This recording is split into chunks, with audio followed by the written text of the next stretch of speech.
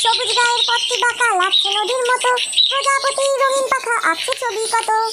আজকে চলে এসেছি একটা সবুজ জঙ্গলে। এটা আসলে আমার কাছে সবুজের দেশ, সবুজ স্বর্গ। আর এই যে লাল ফলটা পাচ্ছি এটা আসলে বকুল ফল। বকুল গাছে প্রচুর বকুল ফুল হয় আর সুন্দর গন্ধ মন কেড়ে নেয়। আর ফলের রংটা দেখো না, পুরো লাল লিপস্টিক পানা। কিছুক্ষণ আগেই বৃষ্টি হয়ে গেল, গাছের পাতায় পাতায় জল জমেছে। জল জমেছে পদ্ম পাতায়, মন মেতেছে ছন্দে, গুনগুনিয়ে ভ্রমর আসে রাঙামাটির গন্ধে। তো ঠিক আছে, আজকে আবার আমাদের রেসিপিতে ফেরা যাক। আজকে করতে চলেছি ডাব মাখা।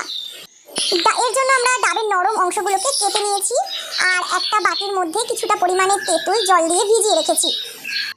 এবার নিয়ে নেবো একটা সবুজ কাঁচা লঙ্কা। যেহেতু সবুজ জঙ্গলে এসেছি একটু তো সবুজ থাকবেই। এবার তো শিলনোড়া পেতে বসে পড়তে হবে। বসেই কাঁচা লঙ্কা আর ডাবগুলোকে ভালো করে থ্যাতলাতে হবে, যেভাবে আমি থ্যাতলাচ্ছি। যখন থ্যাতলাবেন তখন আপনি আপনার কোনো এক্সের কথা মনে করবেন না, অথবা কোনো শত্রু, তাহলে দেখবেন এরকম ভালো করে থ্যাতলাতে পারবেন।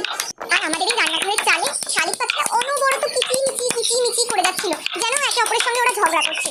এটা দেখে আমার একটা কবিতা মনে পড়ে গেল, তো তোমাদের সঙ্গে শেয়ার করি কবিতাটা। তিনটে শালিক ঝগড়া করে রান্নাঘরের চালে, সকালবেলা দ্বীপ্রহরে দূরে কাদের ছাদের পরে ছোট্ট মেয়ে রোদ্দুরে দেয় বেগুনি রঙের শাড়ি। যাই হোক, এগুলো আমার ভালো করে থ্যাতলানো হয়ে গেছে। এবারে আমরা এটাকে মাখাবো। মাখানোর জন্য একটু পরিমাণ মতো বিট লবণ, পরিমাণ মতন চিনি এগুলো দিয়ে দিয়েছি। তারপরে এর মধ্যে যেটা দিচ্ছি সেটা হচ্ছে তেঁতুলের পিউরি। আর কাঁচা সবুজ লঙ্কাটা আর বললাম না, কারণ এর মধ্যে অলরেডি দেওয়াই ছিল। তো তেঁতুলের পিউরিটা এর মধ্যে দিতে দিতে বলি, এর মধ্যে আমি আরো দুটো ইনগ্রেডিয়েন্টস দিয়েছি যেটা আমি দেখাতে পারিনি ভিডিও ক্লিপে।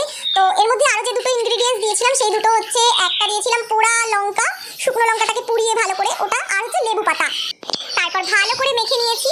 এবার এটা আমাদের খাওয়ার জন্য